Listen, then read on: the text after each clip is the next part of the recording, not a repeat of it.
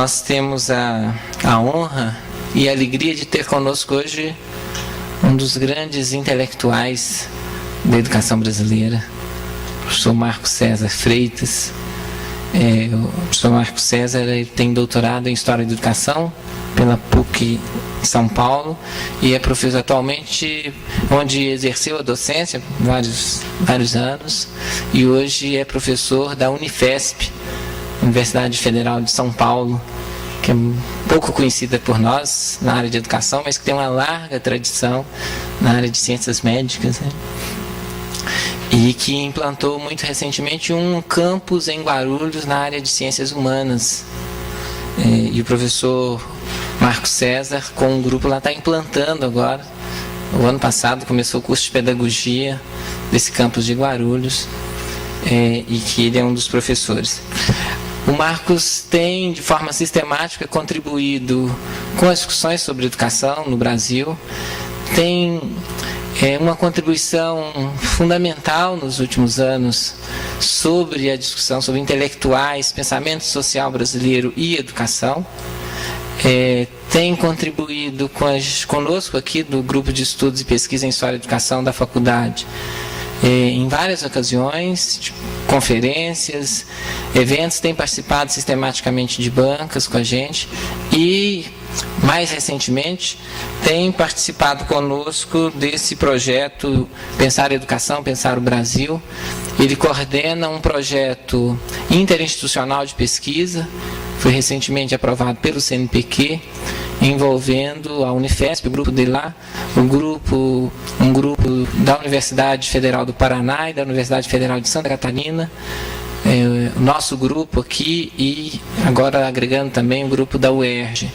Um projeto que tem mais ou menos esse escopo de pensar a educação e pensar o Brasil. Então é com alegria que nós o recebemos aqui para conosco conversar sobre a questão, deixe eu achar o título bem aqui, dos intelectuais da educação, os debates públicos dos anos 50 e 60, que é uma das especialidades do Marco César. Então, agradeço a presença de vocês, desde já. Agradeço, em nome de todo o grupo, a presença do professor Marco César, e passo para ele, então, o microfone para a conferência. Boa noite. Eu sou bastante agradecido pelo privilégio de estar aqui. Bastante agradecido pela forma generosa com a qual eu fui apresentado e que é resultado da generosidade de quem apresenta e não tanto mérito da pessoa que é apresentada. Eu sempre me sinto bem aqui porque eu me sinto em casa. Eu tenho nesta cidade, nesta universidade, amigos e amigas aos quais eu devoto um grande afeto. Então é um privilégio. Muito obrigado. E também eu não posso deixar de fazer uma saudação bastante especial à iniciativa deste projeto, que é singular, é bastante interessante, importante, inovadora e me agrada muito. Já há alguns anos eu tenho me dedicado a estudar a década de 50, os anos 50 no Brasil, e eu acho que eu acabei ficando um pouco com o espírito dos anos 50 em tudo que penso e falo e escrevo e tal. E nós sabemos que a década de 60 interrompeu com uma violência enorme os melhores projetos que estavam em andamento, né, surgidos na efervescência daqueles anos. E se teve algo que o golpe militar de 64 interrompeu com muita eficiência, eram os projetos que se dedicavam a pensar o Brasil, né? Então este projeto, este evento, a forma como ele irradia por outras iniciativas, a forma como mobiliza pessoas de jaezes diferenciados e tudo mais, ele me lembra isso, ou seja, ele tem esse espírito de retomada de acontecimentos que foram muito importantes e que lamentavelmente deixaram de existir. Então eu acho que isso recoloca a universidade na melhor tradição dos momentos mais significativos da intelectualidade brasileira. Então é mais... Deixa eu me organizar em termos de tempo. Professor Luciano, quanto tempo nós temos? Tá bem. Deixa.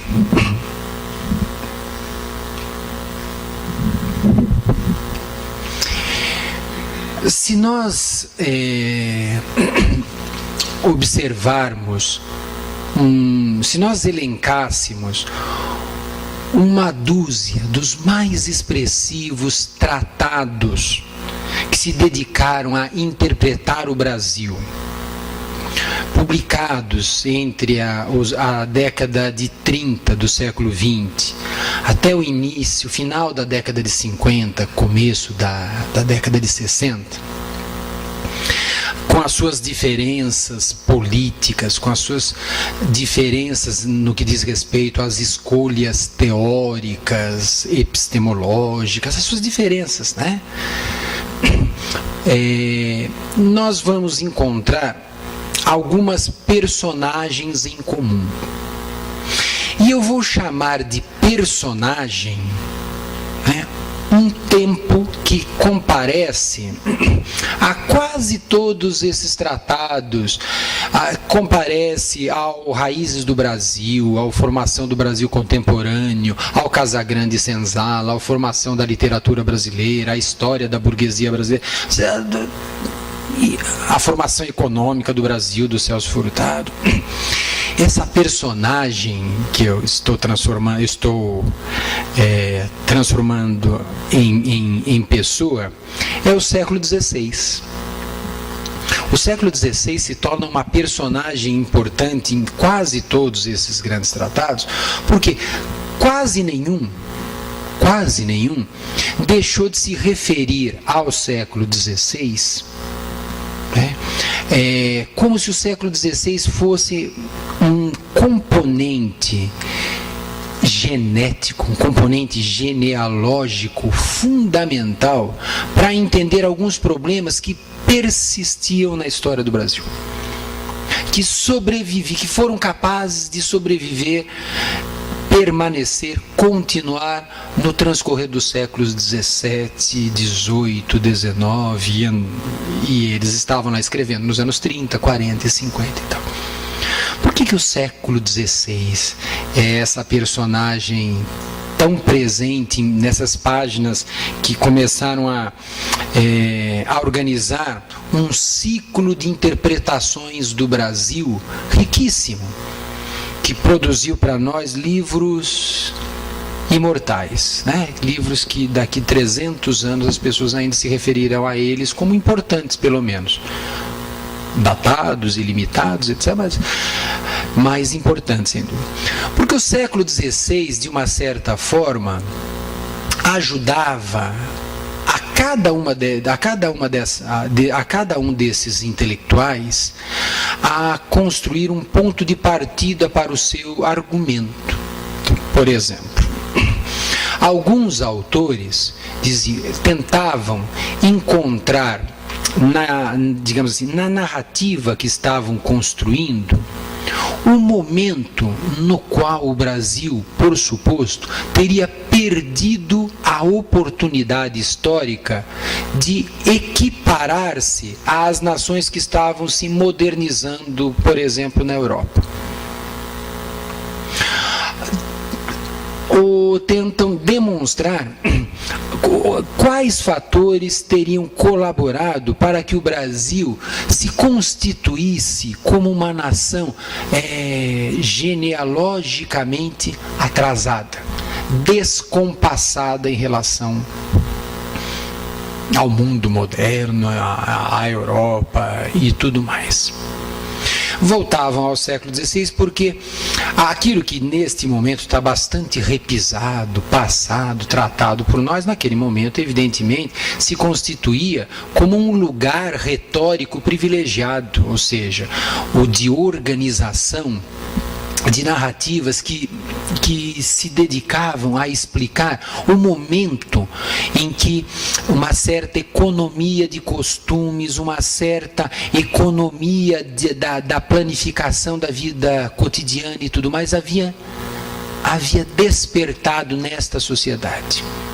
E em muitas obras, no Raízes do Brasil está assim, em vários aspectos, em vários escritos históricos do sociólogo Florestan Fernandes está assim, nos escritos históricos, na obra, digamos, até um exagero falar assim, mas eu vou falar da mesma forma, ainda que seja um exagero, na historiografia da educação que o Anísio Teixeira produziu está assim o quê? A imagem do século XVI como uma espécie de momento divisor de águas, no qual o Brasil havia sido capturado por uma lógica que o atrapalhou séculos afora. Seria a lógica do Concílio de Trento, ou seja, a lógica da Contra-Reforma, né? E, de uma certa forma, os princípios de organização do mundo, os princípios de organização do governo, das governabilidades brasileiras, informadas por um grande senso de usurpação, no que diz respeito à confusão entre interesses públicos e particulares, entre interesses públicos e privados. No século XVI, uma série de vícios teriam sido originados, concentrados e trazidos pela obra da colonização. Ou seja, muitas obras constituem um lamento digamos assim, ao modelo de colonização que tivemos. E que gerou em algumas obras uma comparação, naquele momento, que oferecia detalhes de comparação entre a colonização norte-americana, por exemplo, e a nossa, nos locais onde haveria se disseminado, por exemplo, o protestantismo no lugar do nosso catolicismo ibérico, e tudo, comparações dessa natureza. Bem, o que acontece? Se nós, nos anos 50,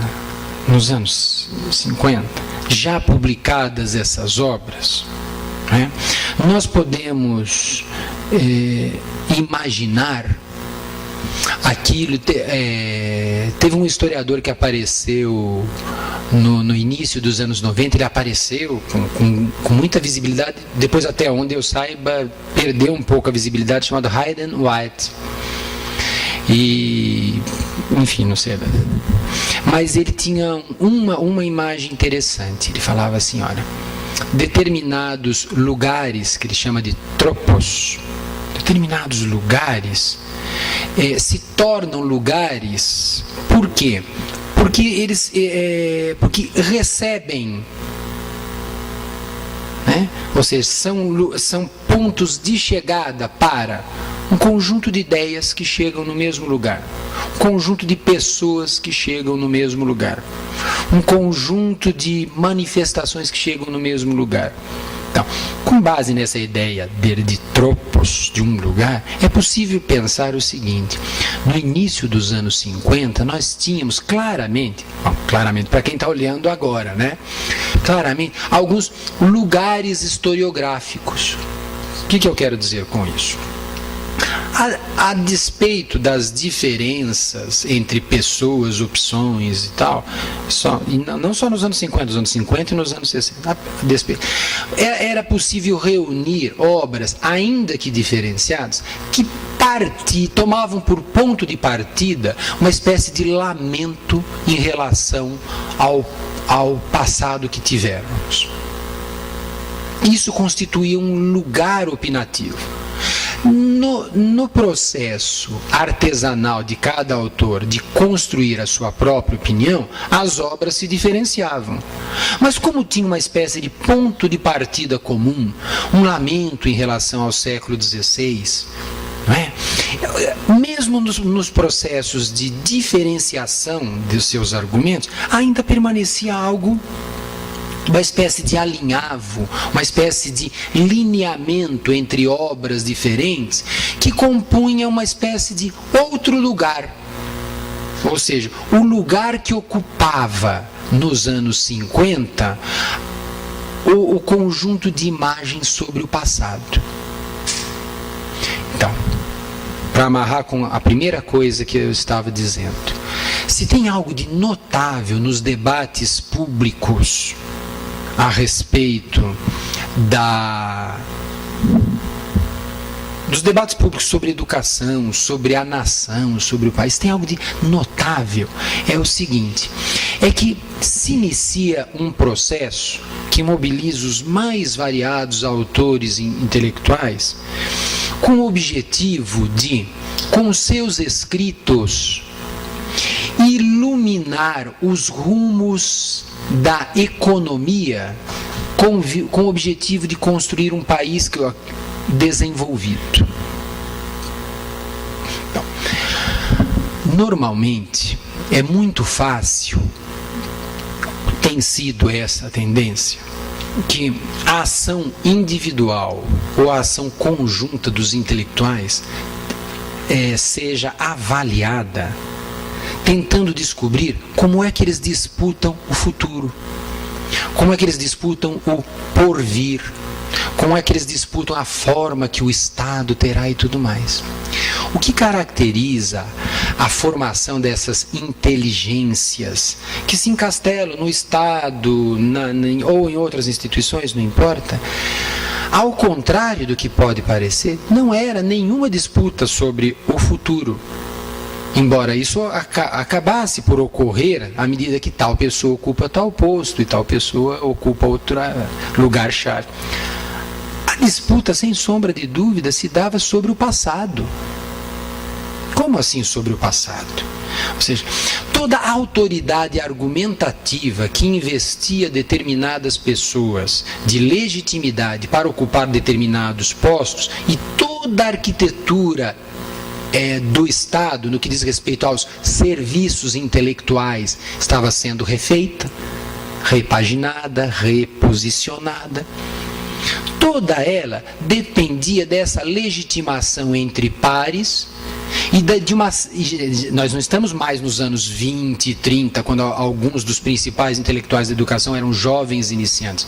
Nos anos 50, são grandes protagonistas com obras já feitas. E que ganham notoriedade, consolidam a notoriedade à medida que tem digamos assim, uma recomposição do passado que empresta a cada um deles a condição de articulador do presente e do futuro. Então, vejam, para dar exemplos concretos, né? Se o Sérgio Buarque de Holanda continuava no espírito de Raízes do Brasil, em Raízes do Brasil, ele escreveu, olha, em terra onde todos são barões, é impossível qualquer pacto público, é impossível vicejar a ideia de esfera pública se todos são barões. O Anísio Teixeira dizia a mesma coisa, com outras palavras e outras metáforas, dizendo, olha, criou-se aqui, no mesmo século XVI que o Sérgio Buarque comentava,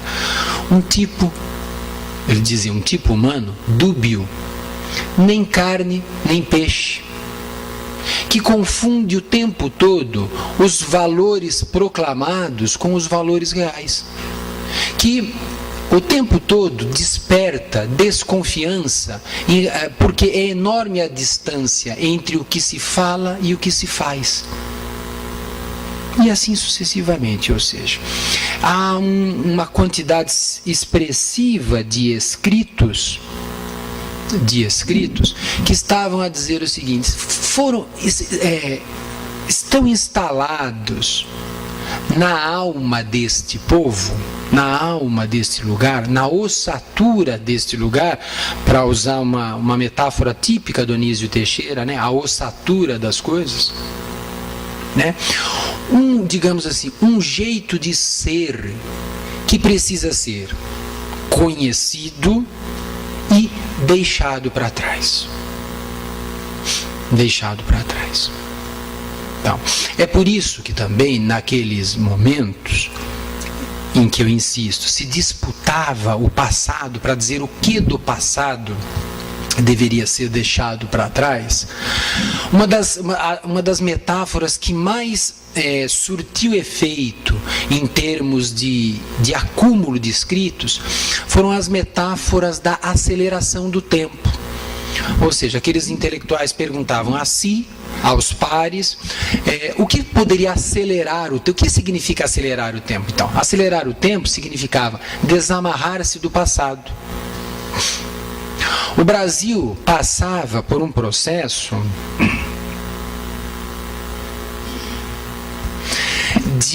na opinião dessas pessoas, por um processo de...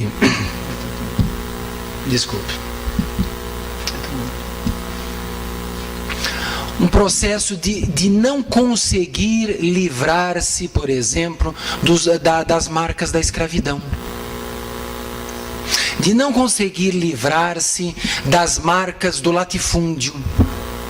De não conseguir se livrar-se das sementes que o século XVI plantou e que se desdobraram no século XVII, XVIII, XIX, numa sociedade arquitetada num modelo lesivo, danoso de colonização. Mas será que tinham análises tão superficiais, de modo a pensar que, por exemplo, o século XIX... com tudo que significou dentro dele, por exemplo, a escravidão, era só um resultado do século XVI? Será que não tem nenhuma imagem de processo, pelo menos, que pudesse entender o século XIX como o século XIX? Tinham sim, mas a sua autoridade argumentativa só se construía após se proclamar uma teoria da história. Uma teoria da história, ou seja, o tempo que se desdobra em cada lugar é resultado de um processo que, em cada país, diz respeito à reedição das virtudes do passado ou da perpetuação dos vícios do passado. E uma sociedade seria mais ou menos equilibrada se ela fosse capaz de perpetuar mais virtudes do que vícios. E a nossa era entendida como uma sociedade que fizera perpetuar-se um conjunto expressivo de vício que havia destruído, aí sim como processo, nos séculos XVI, XVII, XVIII, XIX e XX, né? Havia destruído a noção de esfera pública.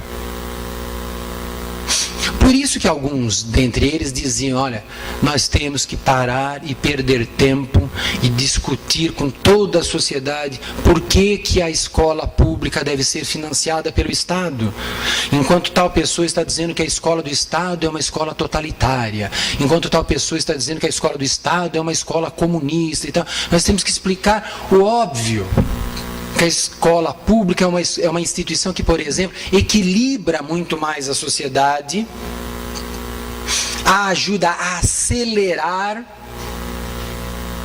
o seu próprio ritmo histórico e desprendê-los daquele passo lento que a escravidão deixou, das amarras que a escravidão amarrou, que a nossa experiência histórica havia deixado. Bem, essas imagens da aceleração e da desaceleração do tempo, tem um tempero especial nos anos 50 que não pode deixar de ser citado, foi a descoberta não é uma boa palavra, que é a circulação de um idioma econômico novo. O lugar que uma nova ciência econômica que se projeta a partir de 1948, organizada na Comissão Econômica para a América Latina, no Chile, o lugar que é determinadas categorias explicativas, como por exemplo subdesenvolvimento e desenvolvimento, começa a exercer junto a intelectuais dos mais diversos tipos. Porque a própria noção de desenvolvimento e de subdesenvolvimento é uma teoria da história, que oferece, por isso que alguns autores chamaram esse tipo de argumentação de estruturalista, ou seja, oferece uma concepção estrutural da sociedade, dentro da qual existiria um complexo de ações, instituições, pessoas, ou seja, camadas de entrecruzamento das mais variadas iniciativas, né, que responderiam pelo dinamismo que a sociedade tem. Então, quando nasce a teoria do desenvolvimento, em poucas palavras, ela queria dizer o seguinte: se o dinamismo da economia for desamarrado, ou seja, acelerado, o desenvolvimento vai acelerando o tempo, porque ele, por exemplo, ele espalha indústrias, e as indústrias empregam pessoas em termos mais qualificados. Mãos mais qualificadas também exigem mentes mais elaboradas. Um processo que se destranca e estruturalmente funcionaria no próprio movimento de existir. Se destrancou a economia. Bem, mas aí, se nós prestarmos atenção só a esse aspecto, nós não vamos entender algumas coisas. Então veja, vamos voltar àquela situação de lugar historiográfico, lugar histórico que eu estava falando. Se nós podemos encontrar um lugar, então, por exemplo, este lugar, uma margem de um rio, vamos pensar assim, na margem de um rio, estão lá sentados o Anísio Teixeira, o Sérgio Buarque de Holanda e o Florestan Fernandes. Com todas as suas diferenças ou não diferenças e tal. Eles têm eles têm uma desconfiança que às vezes chega à abominação, ou seja, a um processo histórico desde as suas origens e a tudo que ele teria gerado enquanto consequência na identidade do país, né? Do outro lado do rio, nós poderíamos encontrar, por exemplo, o Nestor Duarte, o Gilberto Freire, para falar de alguém mais famoso, que olhavam para o mesmo passado com olhos um pouco diferenciados. No caso do Gilberto Freire, bastante diferenciado. Naquele momento havia até uma grande cisão de águas que vai só... a cisão essa que só vai se intensificar nos anos 60, 70. De fato, Gilberto Freire era um lado, né, da moeda e os outros eram o outro lado.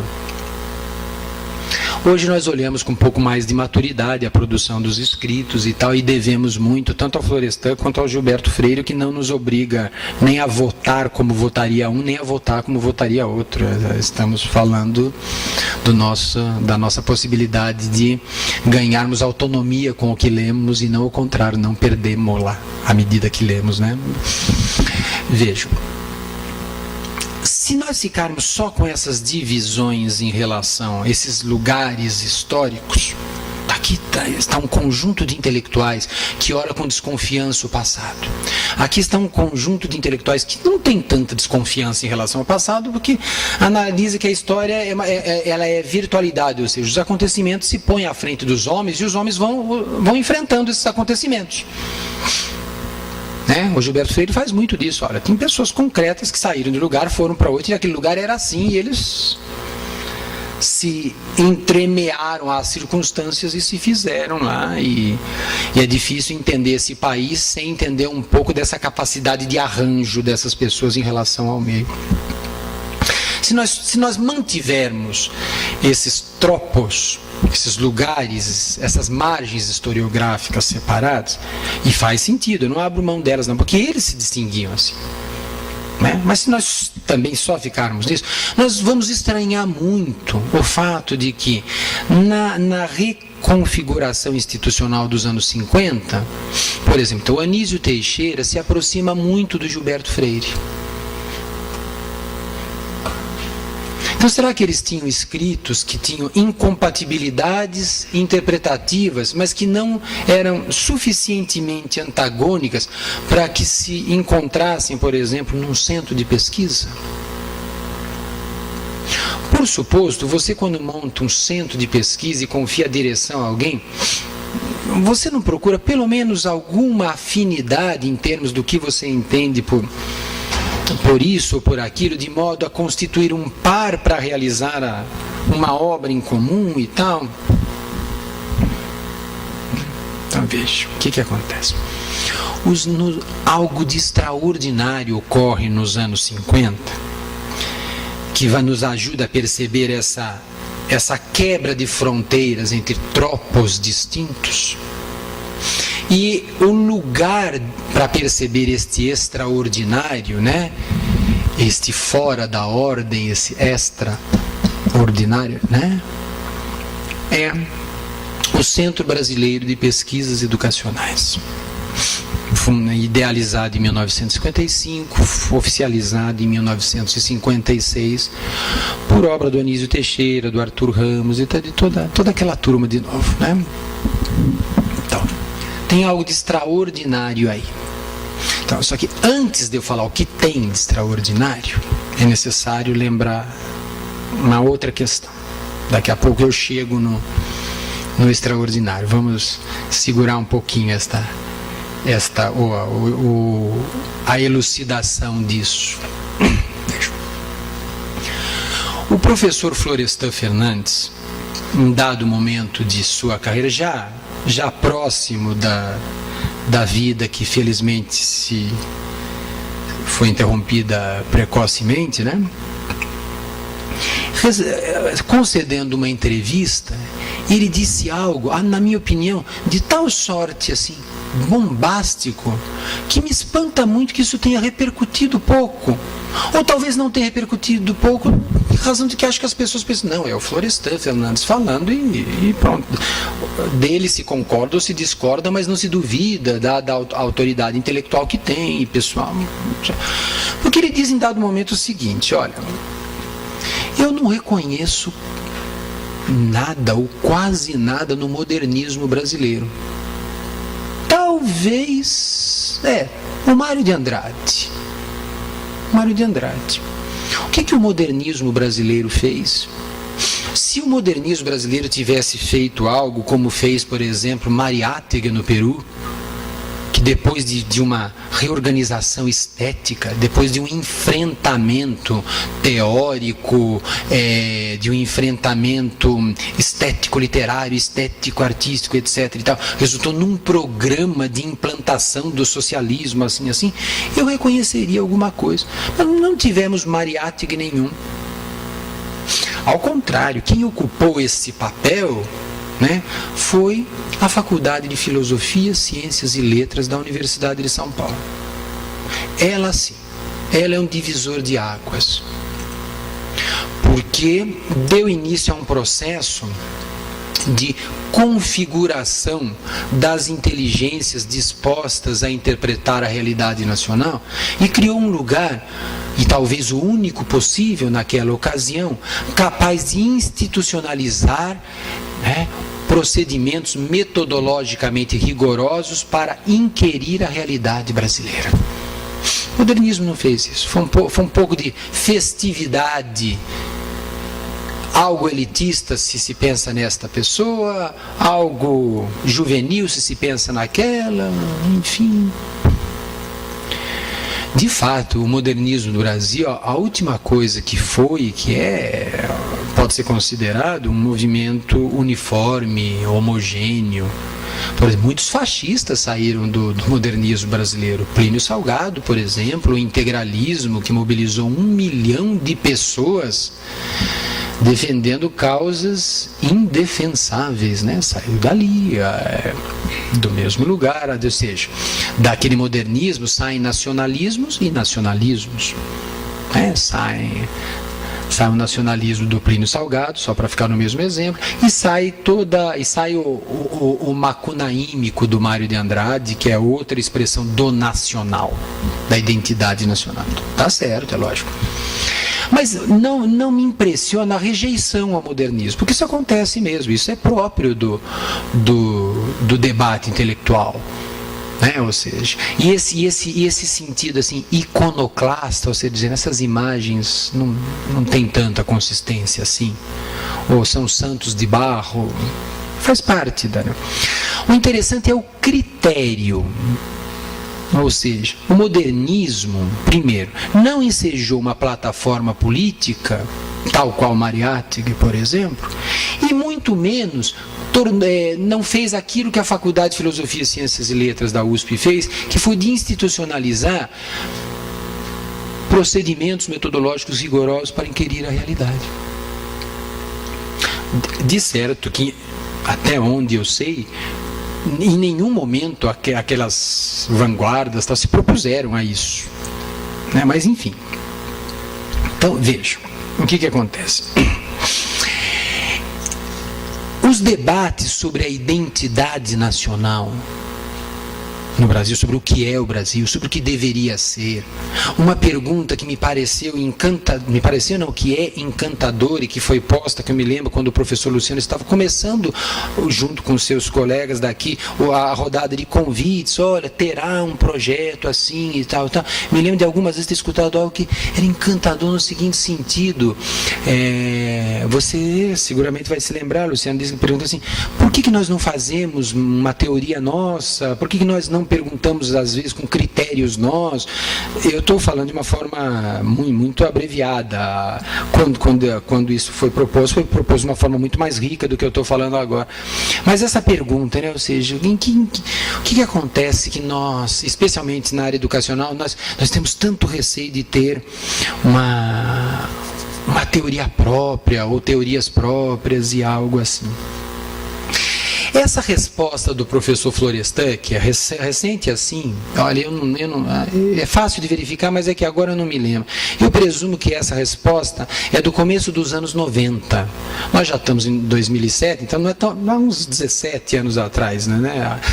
Mas enfim, é uma resposta, não é uma resposta que deva ser aprisionada aos anos 90. É uma releitura da sua trajetória, porque essa resposta foi produzida no contexto de uma entrevista na qual ele está explicando a sua trajetória de sociólogo, porque leu o que leu, porque escolheu o que escolheu e tudo mais, né? Pode ser conferida naquele livro Conversa com Sociólogos Brasileiros, por exemplo, que está lá, esta entrevista está lá também, ela foi publicada em outros livros. Mas vejam, ora, de uma certa forma, o que o professor Florestan fazia nos anos 90 era, digamos assim, atestar que o tema da identidade nacional não fora enfrentado com, digamos assim, com rigor, com competência, pregressamente, em todos os lugares nos quais não se declinou claramente um projeto político de superação daquela sociedade. E em todo lugar que não soube constituir um campo metodológico rigoroso, capaz de caracterizar aquele lugar como um lugar decorrente daquela escolha metodológica. Então, por suposto, a Faculdade de Filosofia, Ciências e Letras fora e era um lugar assim, tinha deixado de ser em razão do que a ditadura fez com aquela instituição. Era um lugar metodológico. Um lugar metodológico e, consequentemente, capaz de surtir efeitos decorrentes de escolhas rigorosamente feitas. Mas vejam, Quando foi criado, agora eu vou começar a falar do inédito lá. Quando o Centro Brasileiro de Pesquisas Educacionais foi criado, ele passou por um processo de debate que envolveu o Florestan, envolveu uma pessoa da psicologia social chamada Otto Kleinberg, vários intelectuais, a maioria deles de circulação internacional, e tal, discutindo se o projeto ia dar certo, se não ia dar certo, o que ia para lá, o que ia para cá. E a posição do professor Florestan foi essa: é muito interessante e tal, mas tem problemas aqui. E o principal deles é que, de novo, os educadores estão achando que o problema da educação é um problema de reconfiguração da escola, dos aparelhos educacionais, da pesquisa educacional, etc. E falta abrangência, falta conhecer a sociedade no seu todo, falta conhecer os aspectos macroscópicos que determinam esta escola ser isso, essas pessoas serem essas. Havia, de certo, uma série de exageros nesse sentido, mas vejam, o que acontece? O Centro Brasileiro de Pesquisas Educacionais, que se dividiu em centros regionais de pesquisas educacionais, instituiu práticas de pesquisa que proporcionaram um encontro inédito e interrompido, encontro inédito entre escola e realidade. Como assim entre escola e realidade? Se nós comparássemos o que começa a acontecer nos muitos projetos de pesquisa que este centro e estes centros regionais estavam financiando, com uma certa tradição, chamemos, e o que eu estou chamando de tradição? Veja, o Brasil, desde de metade do século XIX, teve obras, conjuntos de obras, que se sucederam uma após outra, e as que eu vou citar são obras que se referiam ao seu antecessor reverentemente, sucederam tentando explicar a realidade brasileira com base em alguns critérios que constituíram quase que um fio argumentativo constantemente reeditado. Então, por exemplo, uma série de argumentos do Paulino José Soares Souza, o Visconde do Uruguai, reaparece na obra, por exemplo, do Tobias Barreto, que reaparece na obra de Nina Rodrigues, que reaparece na obra de Silvio Romero, que reaparece na obra de Euclides da Cunha, que reaparece na obra de Francisco José de Oliveira Viana, que reaparece, por fim, na obra de um intelectual muito polêmico, sobre o qual eu vou falar daqui a pouquinho, chamado Alberto Guerreiro Ramos. Ou seja, com as suas diferenças particulares e com as diferenças de contexto, de tempo, foram, digamos assim, narrativas que reeditaram um argumento básico. Qual o argumento básico? O de que o Brasil, visto de perto, revelava todas as suas impossibilidades. Visto de perto, o Brasil se revelava pouco branco. Vários deles, o Alberto Guerreiro Ramos não diz isso, lá no fim. Nem poderia, mas quase todos os outros disseram. Pouco branco, pouco culto, trancado por arcaísmos da mais variada espécie. Ou seja, o Brasil só suscitava algum entusiasmo quando visto de longe, né? O Oliveira Viana, ele tem expressões assim que são dignas de nota. Aí ele diz assim, por exemplo, a democracia não combina com essa gente. Começa que aqui é um lugar muito quente, e onde é muito quente as pessoas não pensam direito. A gente acaba rindo, né? Tá certo? Mas não dá. A democracia é para locais frios. com outro tipo de gente, com outro tipo de formação histórica, etc. e tal. Agora veja como as contradições se formam no âmbito da história intelectual. O Oliveira Viana, ele olhava para a nossa colonização e ele não se lamentava tanto, não. Ele dizia, esse país tem um espírito de clã que não pode ser desprezado, ninguém precisa ter vergonha dele. Esse espírito de clã é o seguinte, apareceu a grande propriedade, com tudo que ele significa de aristocrático, com os baronatos e tudo mais. Mas ele disse, mas também se não fosse isso, não ia ter país nenhum. Ele diz, a grande propriedade fez esse país. Esse espírito de clã, olha, é aquele que manda e tal. Ele falou assim, é algo que, ele não falou assim, mas é algo que plasmou essa nação. Ele não falou assim, mas algo que nos fez, então. Vejam, essas oscilações, ou seja, era de se supor que alguém que lamentava tanto o povo que tínhamos, pensasse a forma como fomos construídos, é abominável, mas não abomina. Então, se nós prosseguíssemos nesse exercício de estabelecer esses lugares, esses tropos historiográficos, nós seguramente chegaremos a um conjunto grande de contradições.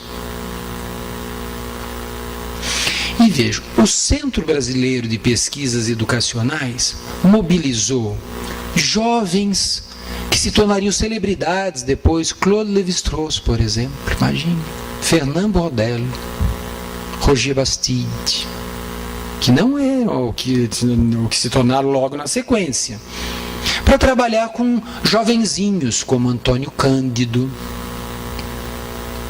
o próprio Florestan Fernandes não tinha, evidentemente, era bastante jovem nos anos 50.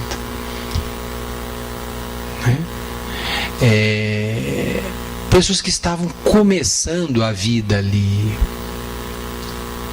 acadêmica, digamos assim, com os critérios da época, é um mundo anterior à pós-graduação, como nós concebemos hoje, mas que foram mobilizados para fazer pesquisa educacional misturado com pesquisa social. O Darcy Ribeiro, outra pessoa de grande visibilidade, né? Eu quero chamar a atenção o seguinte, para governar aqui o tempo que nós temos. Essas iniciativas do Centro Brasileiro de Pesquisas Educacionais conseguiam financiamento à medida que criavam rubricas orçamentárias financiáveis nacional e internacionalmente. Então, por exemplo, projetos, cidades, laboratório, que significava escolher algumas cidades, exemplares do que fôramos no passado, e no caso do CBPE, que misturava muito antropologia com história, com sociologia, cidades que ainda estavam congeladas no tempo, cidades que mantinham, como eles chamavam, troncos de sociabilidades de outro tempo. Especialmente locais ainda muito marcados, com locais nos quais predominava o rural sobre o urbano. O país passava por um processo de aceleração, de troca do urbano para o rural, que vai se concretizar nas décadas seguintes, mas alguns locais permaneciam sendo exemplares do passado. O projeto também tinha lá as suas ingenuidades, basta pensar que a Unesco deu dinheiro para esse projeto porque concluiu que o Brasil era o único lugar do mundo que tinha uma democracia racial e que tinha conseguido assimilar pacificamente os seus índios. Ou seja, uma proclamação de um mínimo de déficit de leitura, né? Porque... Mas, enfim, são normalmente situações imprevisíveis, algumas até inconsistentes, que acabam institucionalizando práticas acadêmicas e tudo mais. Esses projetos de pesquisa, como cidades laboratório, por exemplo, mobilizou tais jovens em direção à vida escolar tal qual era praticada nos mais variados lugares, lá no interior daquele estado, lá naquele subúrbio, e vejo, e o conceito de subúrbio muito difundido depois, nasce, por exemplo, num empreendimento do CRPE de São Paulo, por obra de um jovenzinho então chamado Luiz Pereira, que estava tentando explicar o que significava aqueles lugares, zona rural, que de repente se encostou com a cidade. Não era nem mais zona rural, não era propriamente zona urbana. Tinha precariedades enormes. Os pais iam trabalhar na cidade, mas voltavam para lá. E o filho entrava em contato com uma instituição nova, que não tinha na zona rural, a escola. E a escola começava a diluir os valores desses filhos em relação aos dos seus pais. Então essa era uma vida que não era bem urbana, era suburbana. Complexa, diferente, com questões que explicam, mas como essa sociedade não pode ser explicada só com base no que ela será no futuro? Ela é um passado presente, ela é duas em uma o tempo todo. Passado e presente são uma coisa só. Uma coisa só. Né?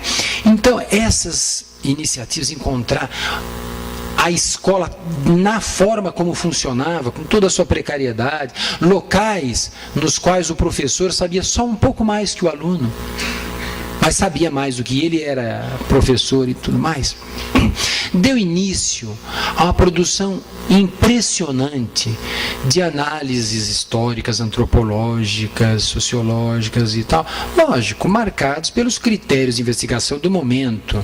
É um exercício pouco frutífero jogar sobre os anos 50 todos os avanços que acumulamos no debate do fazer histórico e tudo mais. Evidentemente, isso não leva a lugar nenhum. Mas eu quero chamar a atenção para o seguinte: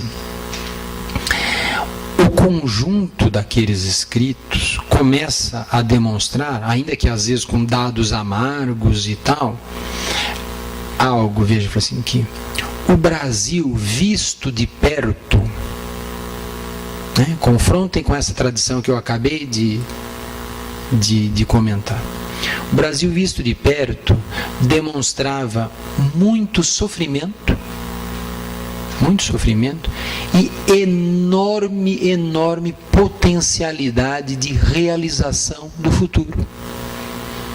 Porque era um país que tinha técnica nas mãos. Basta ver, veja, essa troca de lugares nos tropos historiográficos. O Sérgio Buarque de Holanda, nesse momento, visitou o Zanal, na França, a École de Zanal. Escreveu para lá, e foi elogiadíssimo, estudos como, por exemplo, Mel e Cera, as Samaritanas do Sertão. O que são as Samaritanas do Sertão? São taquaras cultivadas com sofisticada técnica em alguns sertões do Brasil para armazenar água. São samaritanas porque oferecem água. E ele começa a raciocinar sobre quão elaborada é a técnica de cultivo das samaritanas do sertão. Razão pela qual ele cogita de apresentar esses estudos não só na França, mas nas iniciativas do CBPE. Porque isso faz par, ou seja, aqueles investigadores encontram isso, a tal lugar é pobre, é arcaico sim, mas lidam com a terra com tal ciência, criam abelhas com tal e tal, de modo a tirar cera e mel e assim, vão encontrando, né, uma população sofrida, mas que era muito mais senhora do seu destino, dos seus haveres e fazeres, do que se supunha. Algo que se revelava de perto. Teve uma ocasião que eu tive a oportunidade de escrever o seguinte: esses pesquisadores retiraram o Brasil do espelho do Euclides da Cunha. Não se trata de crucificar o Euclides da Cunha, mas de uma certa forma, o Euclides da Cunha é um dos ícones, né, dessa cientificização, né, das imagens do bárbaro. Ainda que ele tenha se compadecido de quem ele chamava de bárbaro. Né, ainda que em algum momento ele tenha dito, no fundo isso no fundo isso é fome. Mas ainda assim, o homem que ele entreviu, que ele retratou, sempre foi um bárbaro. Né? Ou seja, quer dizer, a civilização que terá que ser aplicada, nem que seja a pranchadas, ele diria. Esses empreendimentos de pesquisa que conectam trabalhadores das escolas, professores, mães que passavam pelas escolas, que criam conceitos que nós usamos até hoje, até sem perceber, como se eles fossem, né, de outra extração, como subúrbio, por exemplo. Disparam escritos fragmentários, nada do que nós chamaríamos hoje de um artigo, de um paper, nada disso. Porque eram as condições com as quais as coisas se processavam então. Mas que vão desgrudando o debate educacional da tradicional dualidade civilização-barbárie. E demonstra e elucida um povo, o idioma pronto para o desenvolvimento. Razão pela qual, nesta ocasião, esses lugares historiográficos começam a perder completamente as suas fronteiras, e um acaba, de fato, o Celso Furtado está certo nesse aspecto. Não, de fato, aquilo que o Gilberto Freire diz, não funciona aqui, mas funciona lá. Né? O Anísio Teixeira, em dado momento, dialoga com o Gilberto Freire, dizendo o seguinte: olha, nós ficamos até hoje pensando como é que a cidade iria urbanizar o sertão, mas na realidade o Brasil é muito complexo. O sertão está sertanizando muitas cidades nessa questão que estão falando lá do subúrbio. O Centro Regional de Pesquisas Educacionais de São Paulo chegou a uma conclusão que para nós pode parecer um tanto evidente naquele momento, não é? Ele dizia, sabe o que acontece? Essa realidade urbano-rural, atrasado, avançado, etc., em São Paulo, ela varia de rua para rua. Você tem ruas urbanas, ruas rurais, ruas adiantadas, ruas atrasadas, etc. e tal. Mas tudo o que se vê de perto revela uma densidade desconhecida, eles diziam, por nós até então. Ora,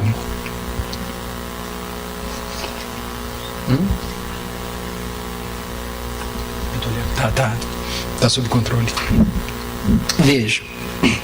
Então, o que você? A percepção do que era a escola, do lugar da escola na cultura brasileira, chega aos anos 60 por obra desta inflexão, desta modificação que que o empreendimento do CBPE oferece à sociedade brasileira, chega com um acúmulo substantivo. O que eu estou querendo dizer? Olha, o CBPE foi capaz de somar, por exemplo, tendências de pesquisa que estavam presentes lá desde a Escola Livre de Sociologia e Política de São Paulo, nos melhores estudos do Emílio Willems, por exemplo, no estudo da assimilação de alemães no sul do Brasil. Só para dar um exemplo. E o que todos aqueles encontros, né, se quebraram as fronteiras dos tropos historiográficos, aí a gente pode imaginar um estuário. O que é estuário? Né? Aquelas águas que se encontram, em dado momento as diferenças se misturam para se desembaraçarem nos jogos políticos dos anos 60, que tornou a cindir atores conforme as suas escolhas políticas e tudo mais.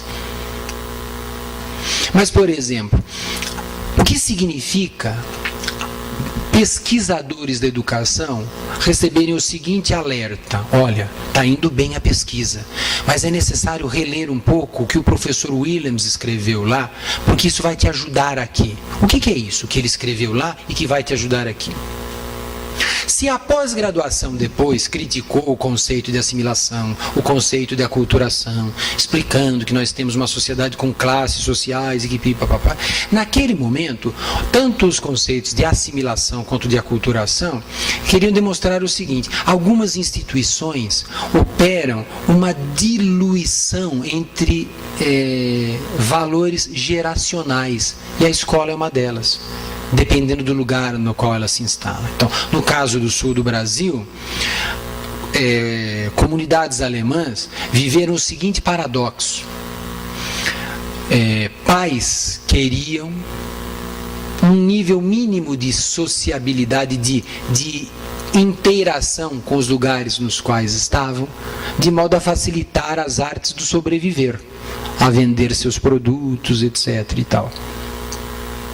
E para isso a escola exercia um papel pequeno, eram adultos que não se dispunham a ir para a escola. A igreja exercia um papel mais claro nesse sentido. A escola era para o filho, porque a escola trazia promessas também de mobilidade social. E a escola também significava um desafio, porque na escola determinados valores arraigados, familiares, trazidos de outro país começavam a se dissolver. Essa é a imagem das plantas de sociabilidades que circulam no CBPE.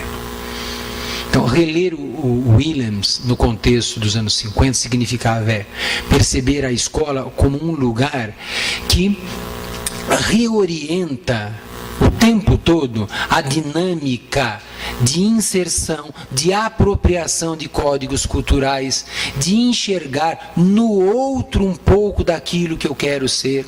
E aí ocorreu uma grande misturança de leituras, demonstravam leituras da psicologia, por exemplo. Alguns antropólogos diziam, os psicólogos nos explicaram com a noção de self, que muito do meu eu se faz no eu do outro e por aí, tudo bem.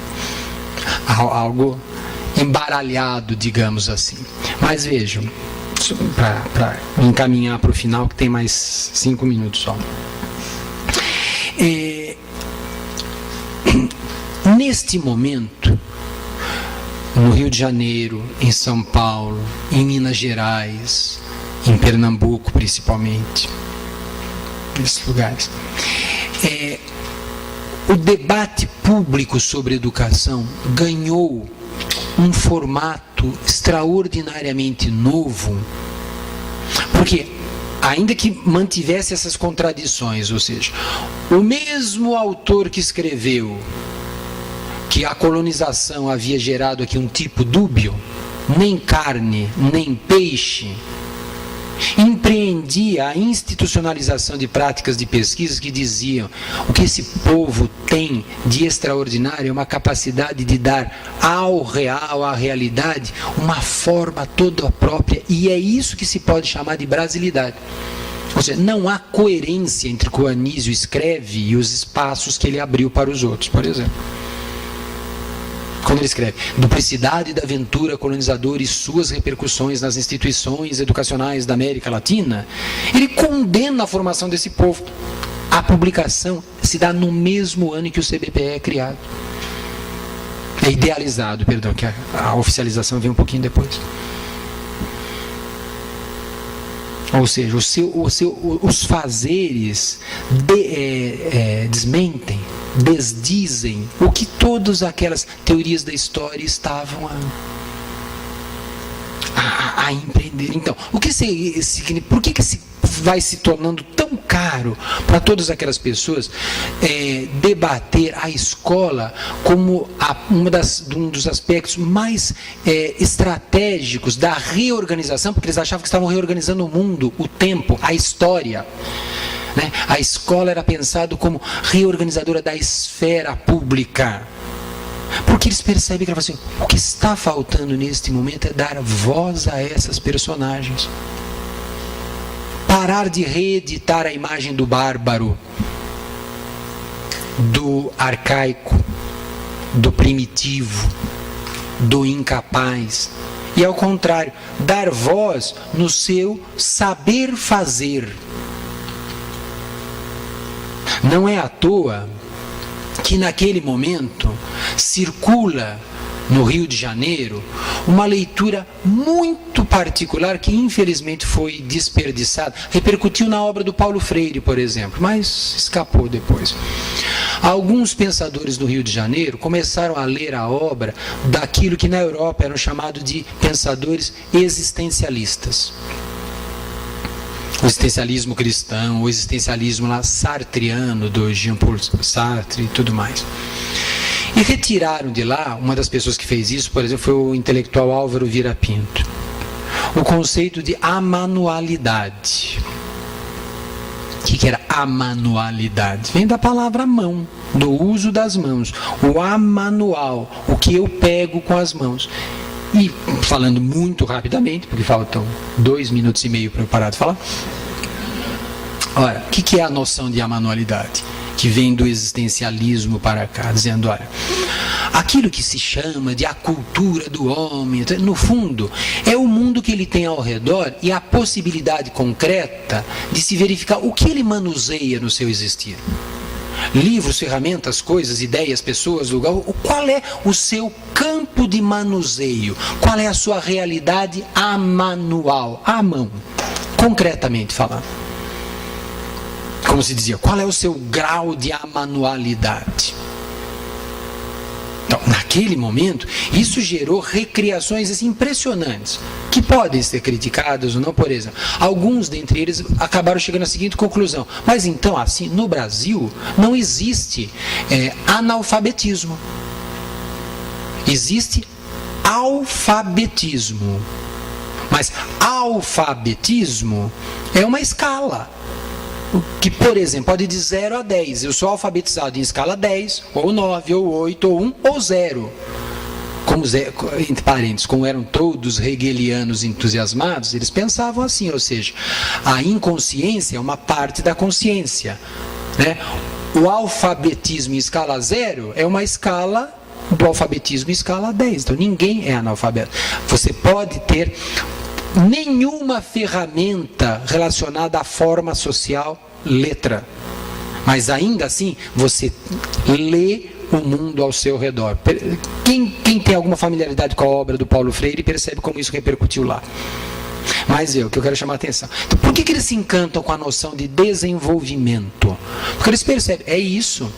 Se o amanual do homem for melhorado, no manuseio de ferramentas mais elaboradas, este homem sai de uma condição para outra, do subdesenvolvimento para o desenvolvimento. Mas por ponto de partida é reconhecer que ele já sabe do mundo, já sabe o mundo, já manuseia o mundo. Fazer o mundo equivaler a letras é outra história. De modo, ou seja, este é um país pronto, porém amarrado, veja a teoria do subdesenvolvimento, em estruturas de amanualidade às vezes muito pobres. E o que essa pessoa tem que perguntar é por que o amanual da minha vida é tão pobre? Os debates públicos relacionados à educação nos anos 50 e início dos 60 oportunizaram uma reconfiguração, na minha opinião, a mais generosa praticada até hoje em relação ao homem brasileiro, à mulher brasileira, ao jovem brasileiro, à criança brasileira. Uma pena que tenhamos desperdiçado a riqueza desse momento. Eu vou ser disciplinado, eu vou parar no tempo, só quero fazer uma observação de fato de encerramento. Ora, no momento em que essas tradições começaram a ser reestudadas por todos nós, isso nem faz tanto tempo. Os anos 50 foram redescobertos nos anos 90 agora, né? Começou a ser mais lido aqui no Brasil a obra do historiador Richard Morse, que escreveu vários, entre os quais um brilhante estudo chamado O Espelho de Próspero. E o que é interessante é que o argumento do Espelho de Próspero é esse, assim, o que se constituiu aqui foi uma cultura, antes de tudo, original. Uma capacidade impressionante de resolver problemas onde tudo colabora para que problemas não sejam resolvidos. Ele diz, veja que essas instituições do Brasil funcionam quando nada de razoável nos faz supor que elas pudessem funcionar. E assim por diante. É uma pena que exista um desencontro de momento. Se nós fôssemos fazer como diz lá a música do Chico Buarque, ou seja, rodar as horas para trás, roubar um pouquinho para fazer um caminho, se encontrar com o outro, se fosse possível, né, fazer isso, e colocar o Richard Morse no contexto de organização do CBPE, nós estaríamos diante de pessoas perplexas diante da mesma trama. Qual trama? A trama que por um momento breve, fugaz, retirou o povo brasileiro da condição, né, da condição de bárbaro em processo de permanente decomposição, para a condição de raiz de um Brasil cujo fruto estava por nascer, sem dúvida, mas que tinha um tronco generoso, com galhos frondosos, que eram, nas palavras do próprio Morse, antes de tudo um convite para que todos se sentassem sob a mesma sombra. E a isso muitos daqueles jovens chamaram, a despeito dos economistas, de desenvolvimento. O quê? A partilha da mesma brisa, do mesmo frescor e da mesma sombra. Muito obrigado.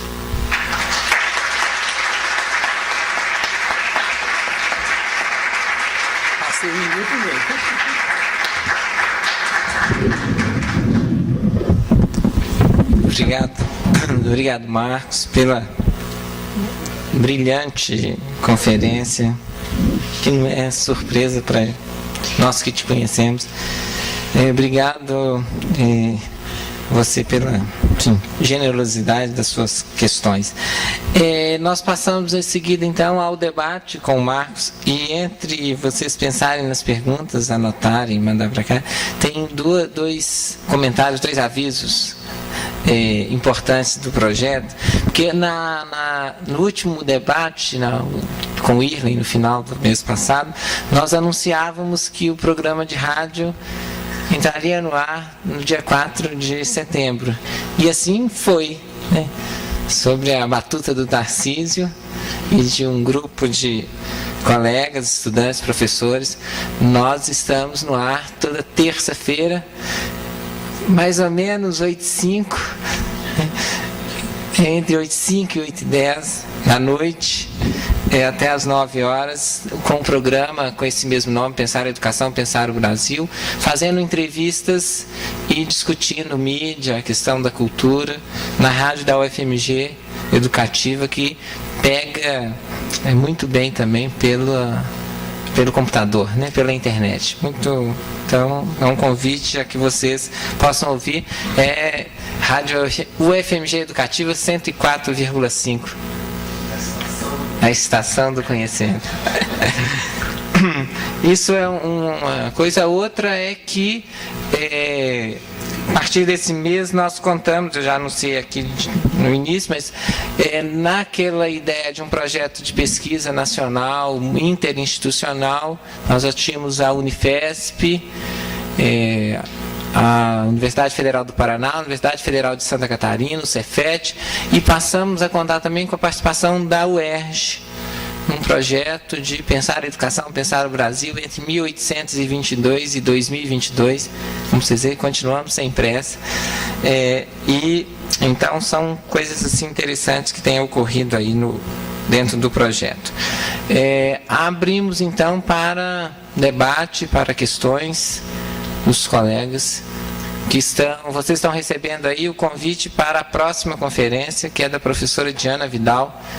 Como nós estamos aqui num terreno da historiografia, numa perspectiva, na filosofia da história que não é necessariamente para frente, no próximo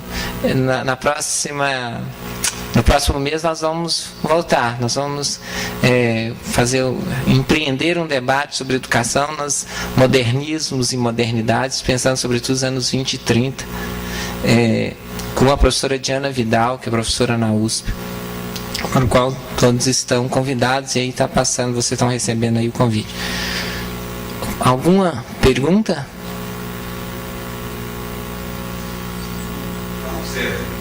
Você não quer fazer aqui, porque nós estamos gravando, Marco, por gentileza?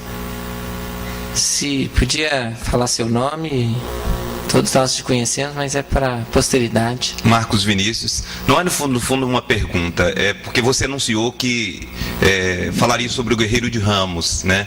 E acredito eu que no decorrer e em função do tempo, o Guerreiro de Ramos ficou esquecido. A singularidade do Guerreiro de Ramos nesse debate desse período. Um dos mais polêmicos debates que o Brasil teve em relação à realidade nacional foi travado entre Alberto Guerreiro Ramos e Florestan Fernandes. Em 1958, o Alberto Guerreiro Ramos escreveu um livro chamado A Redução Sociológica.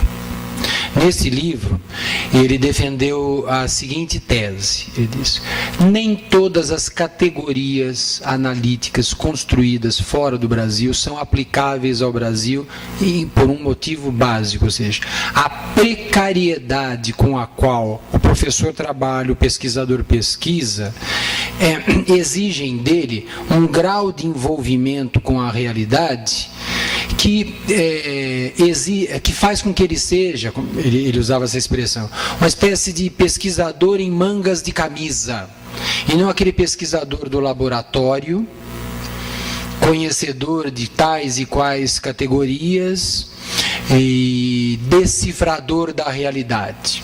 Ou seja, há um grau de transformação que a teoria sofre em locais pobres. Ele já começa a usar a palavra subdesenvolvidos, como é o caso do Brasil, e que quebra a validade universal de determinados conjuntos teóricos, explicativos e tudo mais. Isso trouxe uma reação enfurecida do Florestan Fernandes, dizendo que não, isso é provincianismo. Por quê? O que caracteriza sempre o bom método é justamente a sua universalidade, independentemente das questões materiais da sua aplicação. O que caracteriza o bom método é a capacidade que ele tem de constituir um objeto, de fazer com que esse objeto consiga ser investigado rigorosamente, assim, então. Ao que o Alberto Guerreiro Ramos, que não era uma pessoa fácil, era uma pessoa muito polêmica, respondeu agressivamente, dizendo: olha, isso é elitismo da sua parte, porque o senhor está produzindo em condições específicas, favoráveis, etc. e tal, mas tem pessoas que estão fazendo aquilo que o senhor não está fazendo, que é estar mergulhado na realidade e tentando a traduzir em termos próprios. Florestan resolve: o que são termos próprios? Isso não existe. Isso não existe, ou seja, e ele dizia: eu estou mergulhando na realidade, sim, o que é verdadeiro também, só que nesse lugar, nisso aqui. É esse tipo de polêmica que eu queria me reportar na minha fala, e que não houve tempo, ou seja, aquele era o momento em que o debate sobre realidade nacional estava sendo desviado para outras águas, Marcos. Percebe? Se o conjunto dos CBPianos passou a dizer: olha, o Brasil visto de perto é muito bom, mas é muito sofrido, diferentemente de todos aqueles autores que eu fui citando. Quando eu acabei, eu citei o Visconde do Uruguai, o Tobias, Nina, Silvio Romero, Euclides da Cunha, Oliveira Viana e o Guerreiro Ramos, não é exatamente para dizer que o Alberto Guerreiro Ramos finalizava essa tradição, mas para dizer o seguinte: era uma pessoa dizendo: essa realidade vista de perto às vezes inviabiliza qualquer coisa. Ele não reedita os racismos anteriores, absolutamente, pelo contrário, combate veementemente. Não, mas ele é um pouco generoso com eles, dizendo: são racistas, sim, mas são categorias da época. É um repertório de análise próprio de um momento. Talvez não falassem assim mais hoje em dia. Ele tem uma leitura generosa de algumas obras que foram depois rejeitadas pelo uso complicado de algumas categorias lá da antropometria e tudo mais. Agora, neste momento em que ele começa a empreender um movimento de análise, em direção à realidade brasileira tal, houve um choque, um verdadeiro choque com a sociologia praticada na USP, que fez com que aquilo que estava sendo construído, que ele chamava de redução sociológica, saísse do campo da investigação e fosse para um campo de militância que contrapôs Rio a São Paulo. E aí morreu o que havia de fértil e acabou virando diatribe entre pessoas de muita visibilidade, né? Era isso que eu ia mencionar do Guerreiro Ramos, tá? A obra A Redução Sociológica, em geral. Pois não, Carminha? Por gentileza.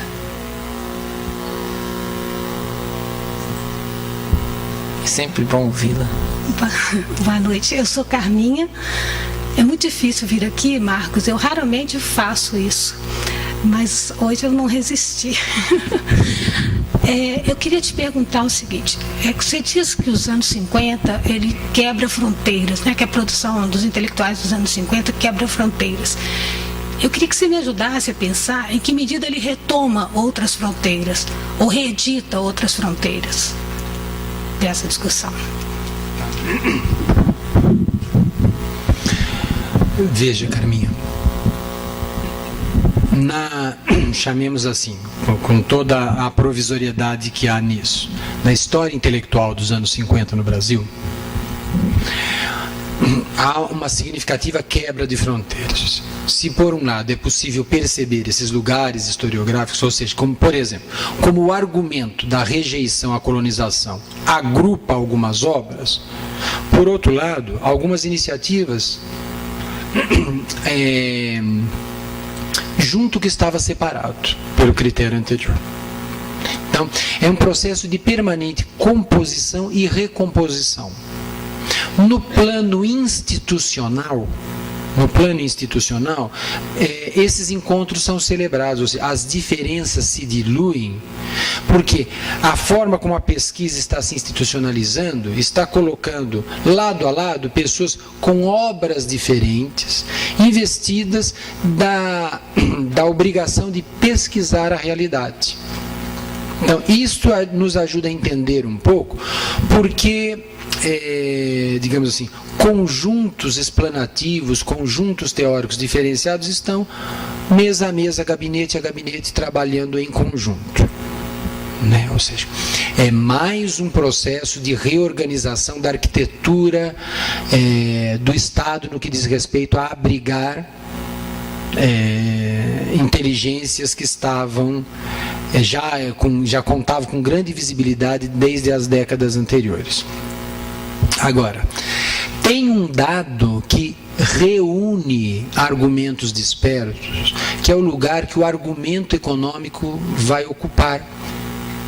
Porque, por exemplo, o Celso Furtado, que é uma das grandes novidades do momento, e em 59 ele publica a Formação Econômica do Brasil, ele tem, na sua vasta obra, ele tem um argumento que ele nunca abandonou, e que começa aí, e que chama até, e era a novidade.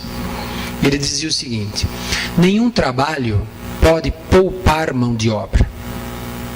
O trabalho que poupa mão de obra é um trabalho que não desenvolve, proporciona estagnação.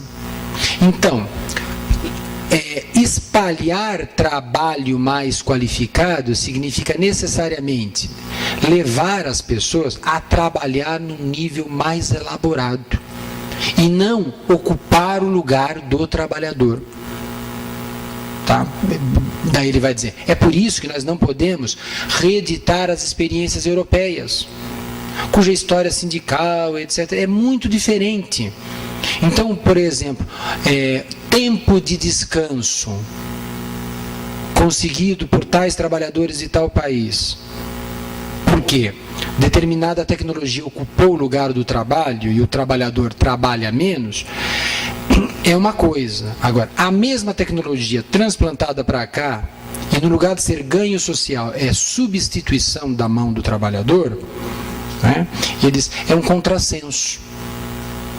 Isso, veja bem, reorganiza uma série de argumentos. Por exemplo, o Anísio Teixeira passou a vida dizendo, olha, o nosso problema é que nós transplantamos instituições. A escola, por exemplo, não se transplanta. Ela é própria de cada lugar. Só a diferença é que a partir desse momento eles fazem, como o Celso Furtado diz, por exemplo. Percebe? Ou seja, o dado novo desse momento digamos assim, é o largo alcance que o argumento econômico oferece aos mais variados intelectuais, que inclusive em alguns momentos usam de forma pouco criteriosa o argumento econômico. Por exemplo, o Celso Furtado, Carminha, ele dizia poucas e boas dos intelectuais do ISEB. Ele fala, são uns doidos, eu não disse nada disso e estão dizendo, conforme Celso Furtado, são uns nacionalistas. Ele falava, eu não sou nacionalista. Como não? Se fez Sudene, se fez... Não, eu estou pensando o seguinte, as mãos precisam ser ocupadas da forma mais qualificada possível.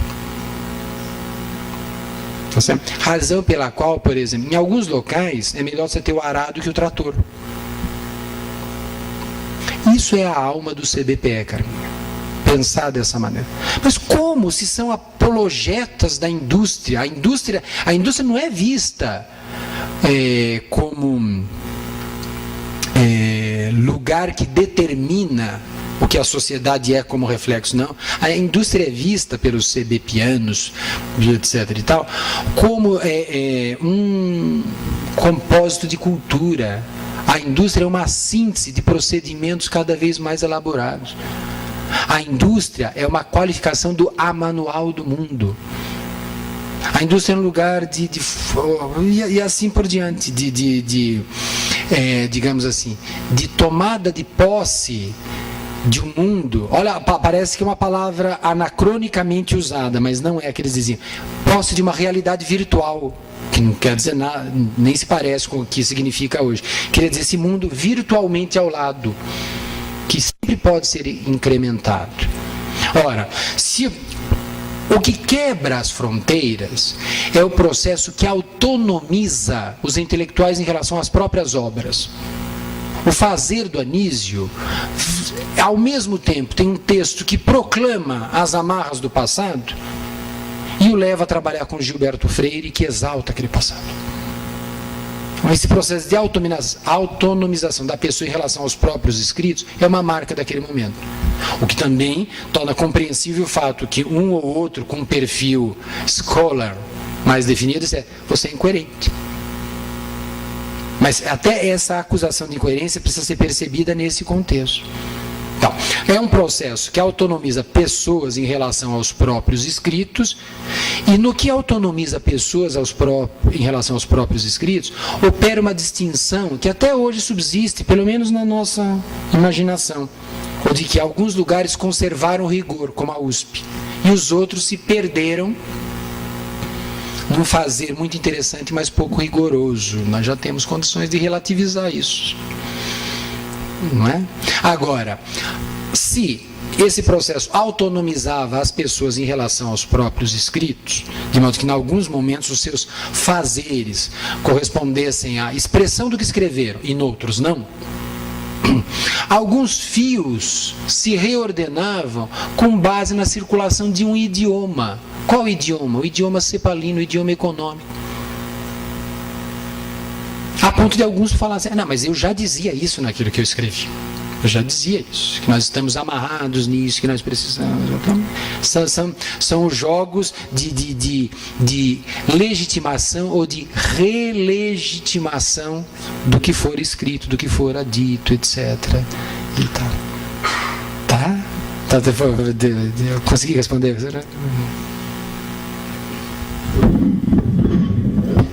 Então, alguém? Eu vou fazer uma pergunta.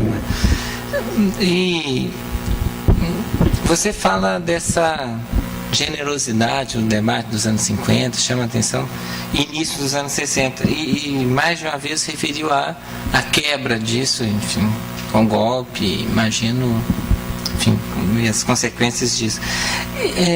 Mas eu queria que você falasse um pouco desses modos de operar, de discutir, de institucionalizar a pesquisa, em comparação com a pós-graduação, que é, enfim, como você vê esses enfim, até que ponto que a pós-graduação é uma continuidade ou é uma ruptura com esse modo sebepiano de pensar a educação, de pensar a pesquisa, de institucionalizar a pesquisa? Como é que você pensa essa relação? Olha, eu vou começar a responder de uma forma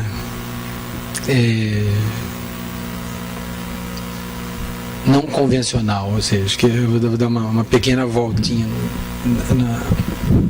mas espero que fique claro em 2 minutos o que eu estou querendo dizer. Então, veja. Em dado momento, a pesquisa sociológica, econômica, antropológica, etc. e tal, firmou, nos anos 50, 60, alguns consensos relacionados ao que fora o Brasil, a como se essa sociedade fora processada e quais eram os impasses daquele momento. Só para lembrar, nesse contexto que nasce a teoria da dependência, né? Enfim. E para compreender a força desses argumentos também, que fechavam alguns consensos sociológicos e tal, que faziam alguma espécie de sociologia histórica, um exemplo disso é a obra do Floresta Fernandes, A Revolução Burguesa do Brasil, né? Tinha-se por base, ou digamos assim, aquilo que se falava muito naquele momento, como fora o padrão de enriquecimento dos cafeicultores de São Paulo, que gerou um tipo de elite empresarial na sequência, etc. e tal, tudo isso. E esse passou a ser o ponto de partida. O ponto de partida, a partir do que, por exemplo, se organizou um grande projeto de pesquisa na USP que justamente queria se distinguir de esebianos, de sebepianos e tudo mais, que era um projeto de pesquisa chamado Economia e Sociedade, que envolveu gente como a Maria Silvia Carvalho Franco, o Ottaviani, o Fernando Henrique Cardoso, o Floresta Fernandes, esse círculo de intelectuais que naquele momento ainda eram professores da USP, uns iniciantes, outros não. E que tomavam por ponto de partida, digamos assim, essa noção de ciclo histórico que justificar a forma que a sociedade brasileira adquiriu no século XX. Então, veja. Só que tem um detalhe, né? Veja. A cafeicultura do estado de São Paulo, com o término da escravidão, levou um tempo para adotar, para usar o linguajar deles, um padrão capitalista de assalariamento. Levou um bom tempo, assim.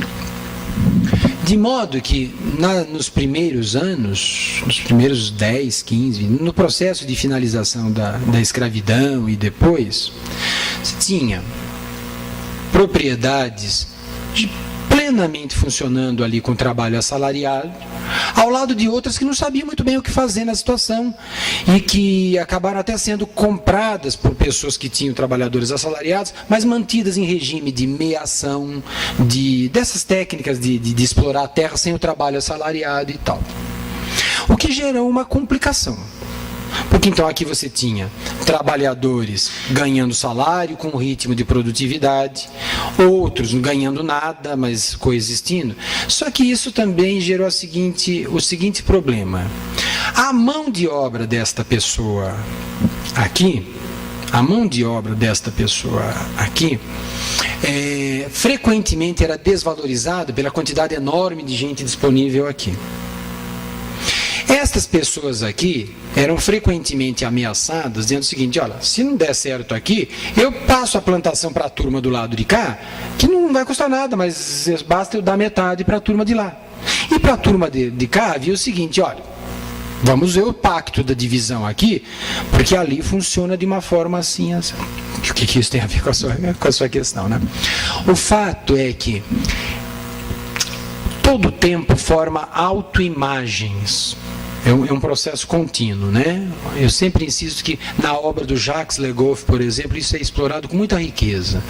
Como o tempo passa pelos olhos das pessoas e nós achamos que produzimos imagens de um tempo. Pode ser que produzamos ou não, mas